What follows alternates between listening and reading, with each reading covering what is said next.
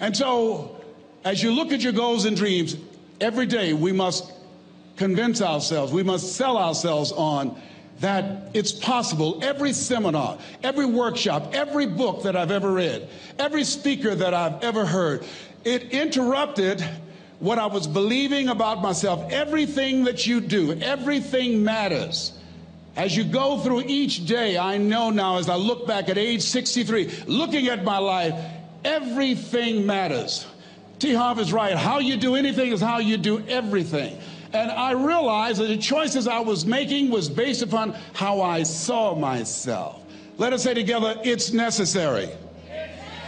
Write that down. It's necessary as you look at your goals and your dreams, it's necessary that you have a strategy and a game plan to change the story that you believe about yourself.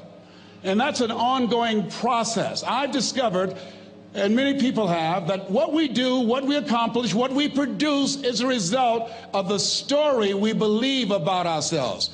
My favorite book says, "Be ye not conformed to this world, be ye transformed by the renewing of your mind."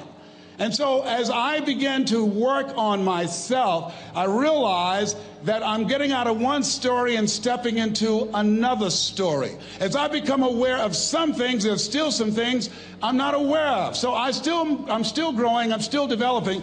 I'm like the lady who said, "Lord, I ain't what I want to be, ain't what I'm going to be, but thank God I sure ain't what I was." But I realize that you have to work on yourself on a regular basis, and write this down, for mental mindset. For mental mindset and stamina. Because things are going to happen to you. I believe that the reason that most people go to their graves with their talents and abilities and skills in them is because of the fact, number one, many are like me. They didn't know that they didn't know and thought they knew. I thought I knew myself, and I really didn't know myself as well as I thought. I've discovered that sometimes people can take you to a place within yourself that you can't go by yourself. The other reason is I was afraid. I never worked for a major corporation. I wanted to speak for corporations. I was afraid I would be exposed because I don't have a college education. I felt inferior because of the fact that I don't have a college education. I allowed that level of fear of failure to stop me. And because I never had any experience in it, I assumed that I could not do it. I was paralyzing myself by believing and assuming the limited part of myself as opposed to believing that I had something special. You have something special. There's something you want to do. Because you don't know how to do it doesn't mean that you can't learn. I like something that I heard. You don't have to be great to get started, but you have to get started to be great. Repeat after me, please. Leap and grow your wings on the way down. See, the people that will live their dreams, the 2% that will do that, these are, and write this down, become a risk taker. They're risk takers. They don't mind failing.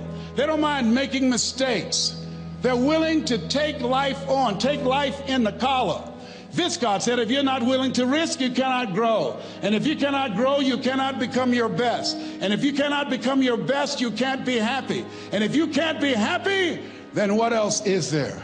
I like what Helen Keller said. She said, life is short and unpredictable. Eat the dessert first. The researchers found that a grandmaster in chess, for example, was able to recognize as many as 100,000 different patterns or layouts on the chessboard and had developed a strategy to deal with each one. A national chess champion was able to recognize perhaps 50,000 patterns. A tournament chess player was able to recognize perhaps 10,000 patterns on the chessboard, and so on. Their conclusion was that it takes several thousand hours of research and practice to achieve and perform at exceptional levels in any complex field or any difficult occupation or profession.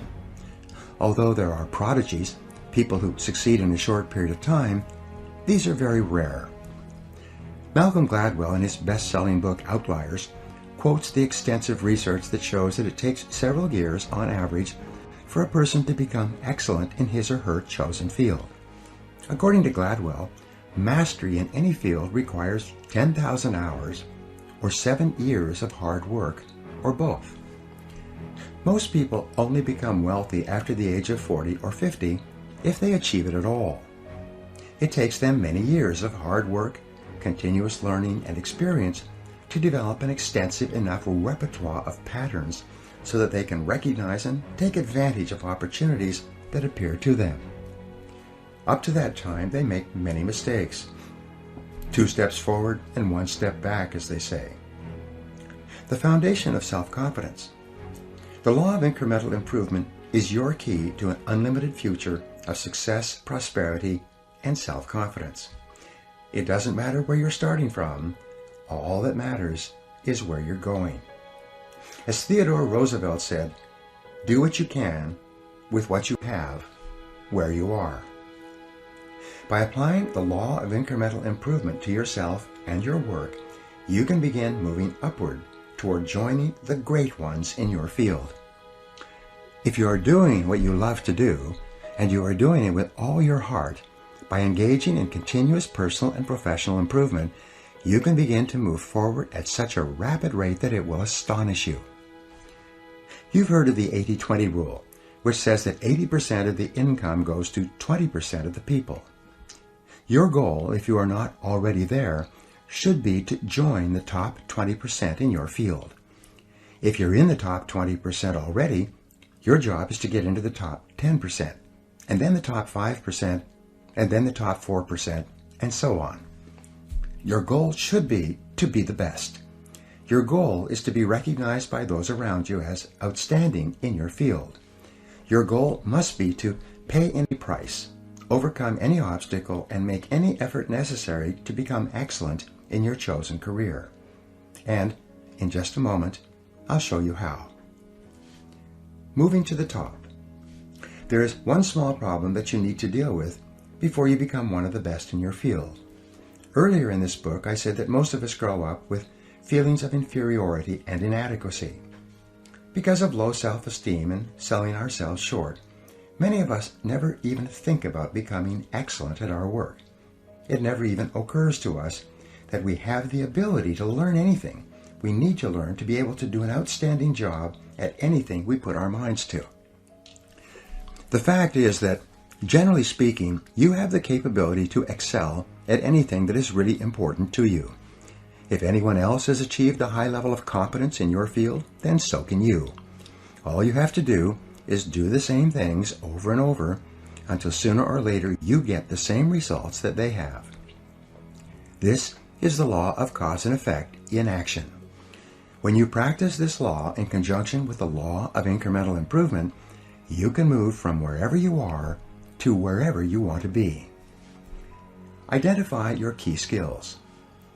Just as choosing the right work or career for you requires self-analysis and self-awareness, moving to the top of your field requires that you take your existing position and you break it down into what we call its key result areas, or its core competencies. In every job, and in every company for that matter, there are a few key skills, seldom more than 5 to 7, that determine the success or failure of the person in that job. Wherever an individual is having trouble in his or her career, it is usually because he or she is weak in one or more of these KRAs, or core skills. Wherever a person is successful, it turns out that they are strong in all of the key skills necessary for success in that job. And here's a key discovery. Your weakest important skill determines the height of your success in your work. You could be excellent at 6 out of 7 of your key result areas, but your weakness in the 7th area can hold you back for years. Why would the marketplace pay someone only $5 an hour? Very simple answer. They're not very valuable to the marketplace. Now we must underline to the marketplace. This person might be a very valuable brother, yes. Member of the family, valuable, yes. Valuable member of the church, of course. Valuable citizen of the country, yes. Valuable in the sight of God, no doubt. We're all of equal value in the sight of God. But if you're not very valuable to the marketplace, you don't get much money. You say, well, it shouldn't be that way. Well, then you got to start your own country. You know, this one's been in process for 200 years, and this is the best we've been able to come up with so far. But here's the key. You don't have to stay here. Now, there was a big debate in Congress last year that this $5 was not enough, should be 6, should be 6, should be 6. But we don't need legislation. 6 is already on this ladder. The next step up. You know, if you work for McDonald's, they'll pay you $5 an hour to take out the trash. If you whistle while you take out the trash, they'll pay you $6 an hour. So we don't need legislation. You just need to take lessons on how to whistle. Have a good attitude. Now, as you begin to climb this ladder, why would the marketplace pay some people $50 an hour? Answer, evidently, they must be more valuable to the marketplace.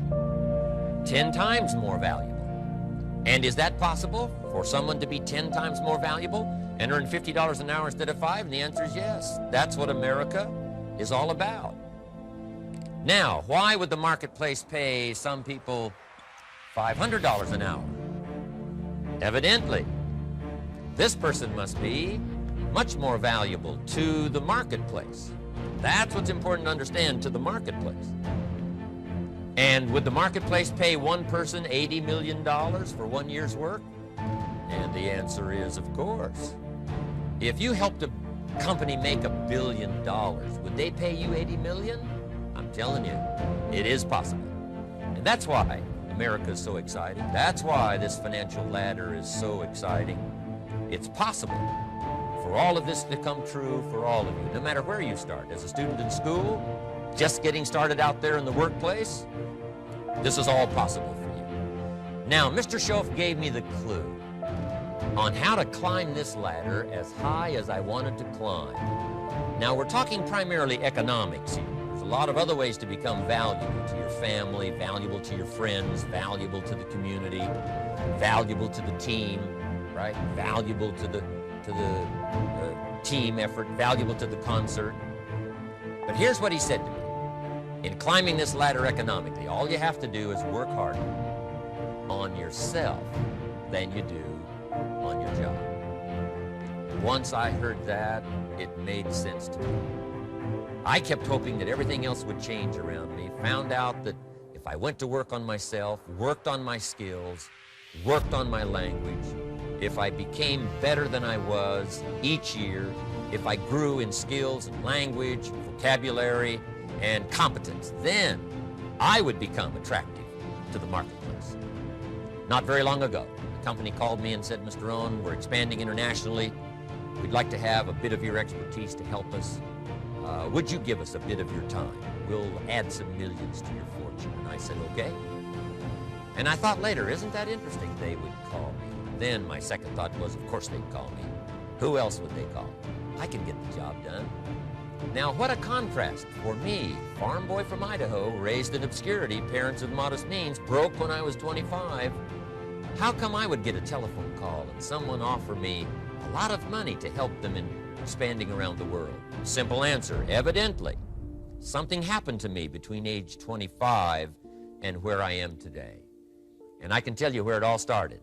From my teacher, Mr. Schoaf, who said to me, we don't have to change what's going on out there. That's the wind that's blowing. All we have to do is change what's going on in here.